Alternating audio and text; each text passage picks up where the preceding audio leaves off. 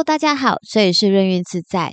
大家应该都对金庸笔下恢宏的经典巨作武侠小说《天龙八部》很了解吧？根据有关资料显示，作者起初构思这部长篇小说，确实曾想到以佛学《天龙八部》中的8种神话种族，隐喻书中的8个主要角色，并构思出8个相互关联的故事。所谓为守护佛法的诸神，8种神话种族。首先，我们就来说佛经里面是如何形容天龙八部的。福报大、德望高的称为天人，能够呼风唤雨的是龙神，动作敏捷会吃人的是夜叉鬼，身体散发香味的音乐神是干闼婆，而力大无穷、凶狠好斗的战神是叫阿修罗，护卫佛陀的大鹏金翅鸟叫娇柔柔，能歌善舞的歌舞神叫紧锣锣，还有人身蛇手的大蟒神叫摩吼柔伽。我们就来聊聊佛教天龙八部对应金庸笔下的人物。天人的首领是帝释天，对应着萧峰。天人即是天神，又称提婆族，指的是释天王以上的欲界和色界中各层天界上的神灵，以帝释天为王的众神们。在佛教说到的宇宙世界里，是住在须弥山的山腰上。而在佛教中说到，天神地位并非是至高无上的，只不过比人类能受到更大、更长久的福报而已。因为佛教里认为一切事物无常，天神也是会堕入轮回的。天神临终时会有5种症状，因为他们是天人，本来他们是光鲜亮丽的，但在福报享尽临终时，衣服开始出现脏污，头上佩戴的花朵也开始枯萎，而本来是干净带着微香的天人，腋下开始出汗，身体慢慢产生臭味，并且坐立难安，焦虑不定。这就是所谓的天人五衰，是天神最大的悲哀。电视剧中萧峰的结局也代表着世事无常，天人也是。而龙又称那迦，在印度神话中是属于蟒蛇之神。关于那迦，我在上篇影片中有介绍到，有兴趣的朋友，我把链接放在上面跟片尾。在金庸笔下对应着是段誉，故事里大理历代皇帝出家都是在天龙寺，这足以证明大理皇帝与龙的关系，也暗指了段誉的龙神地位。接下来我就说龙族是如何演变成佛教护法神的。我想大家应该都有听过大鹏金翅鸟，它是神鸟，它的身体非常的庞大，而翅膀展开大约可以长达330由旬，也是天龙八部之一的迦楼罗，更是龙族的克星。龙族一见到它就6神无主，什么神通都没有了，就等着被大鹏金翅鸟叼走。他们专吃龙族，因为他们的体型非常的庞大，而且一天要吃1条大龙，然后再吃500条小龙，并把大龙当一顿正餐那样吃，拿500条小龙当做点心。就是因为每一天都要吃这么多，差点把龙子龙孙都吃没有了。龙王更是欲哭无泪，他说我龙族都快灭族了，更是找了一大堆救兵要来降服大鹏金翅鸟，可是却没有一个可以有大鹏金翅鸟那么大的力气，大家都束手无策，爱莫能助。这时候龙王突然想起了释迦牟尼佛是最慈悲的，所以龙王打算去法会上请求佛陀的帮忙。而释迦牟尼佛问龙王，为什么我要救你呢？你们有什么灾难呢？龙王说，世尊啊，你是最慈悲的，现在我们龙的眷属都被大鹏金翅鸟吃得几乎快没有了，我们实在抵抗不了它的这种神力，我们龙族就要断绝了，这该怎么办？请佛陀慈悲救救我们龙族吧，不要再让大鹏金翅鸟来吃我们龙的眷属。龙王诚恳地请求佛陀慈悲，求佛陀保护着龙子龙孙、大龙及小龙。释迦牟尼佛对龙王说，那没有什么问题，不要紧，我可以帮你们。如果你们能受持8关斋戒，大鹏金翅鸟就不能吃你们。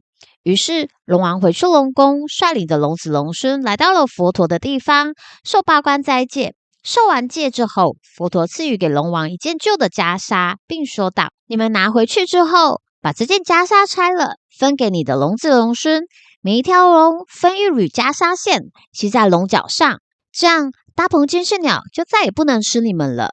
龙王回去后，果然就照着这方法去做。从此之后，大鹏金翅鸟即使把海水扇干，露出海底，也看不见龙在什么地方，找不到龙，它也看不见龙，就吃不到龙了。因此龙王非常的欢喜，就皈依佛陀，成为佛教的护法，天龙八部之一的龙。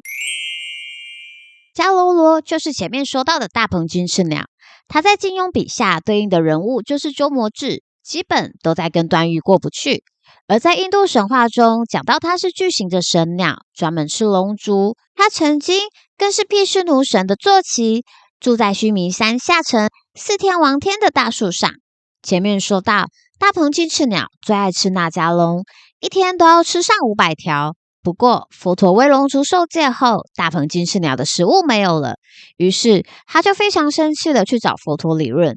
他说：世尊，您现在对龙慈悲了，但是对我们大鹏金翅鸟不公平啊！您慈悲龙，把龙族救活了，但却要饿死我们。佛陀回答说：如果你们皈依三宝，我会吩咐我的弟子们每天供养时会送一份斋饭给你们吃。之后大鹏金翅鸟就皈依，成为佛教的护法。夜叉原为古印度传说中的鬼神，常与罗刹并称。根据毗湿奴往事书里面描述到，夜叉与罗刹都是同时从大梵天王脚底出生的，双方通常都是敌对的关系，而且互相看不顺眼。夜叉是食鬼，与食人血肉害人的罗刹是不同的。而且在一些电影或文学作品中，夜叉常被形容面目狰狞、青面獠牙的外表，有着强大的力量跟敏捷的身手。而在佛教中，夜叉是一种勇猛的护法神，负责守护佛法和保护修行者。根据《妙法莲华经》里面记载，夜叉是一种能够飞行于天空中的半人半兽形象，身上长满了鳞片和翅膀，手持各式各样的武器，能够驱逐恶魔和保护佛法的安全。不过，对应金庸笔下的人物，有一派说法是师大二人，代表着夜叉，有些人却说是虚竹。我比较倾向虚竹这个说法，因为他拯救了少林寺的名誉。你们觉得呢？欢迎底下留言告诉我哦。安他婆在梵文中意思具有变幻莫测的含义，据称是印度宗教神话中的一种神族，以吸食香味为食物，身体散发着浓烈的香气。而在佛教中是天界中的月神，侍奉帝释天。金庸笔下的人物就是阿朱，擅长易容，一出场就易容成多个角色。紧楼罗梵文翻译是人非人，据称此神像为半人半马，或者形貌是人。跟干闼婆一样，帝释天的乐神之一，干闼婆专门演奏俗乐，紧楼罗演奏法乐。金庸笔下对应的人物就是阿紫，是阿朱的妹妹，两个人都是待在萧峰身边。据称男性的阿修罗长相丑陋，嗔怒心重，不过女性的阿修罗却是非常的漂亮妖艳，但嫉妒心强。而佛经提到过，他们非常的好战，常与天人发生冲突，每次都战败。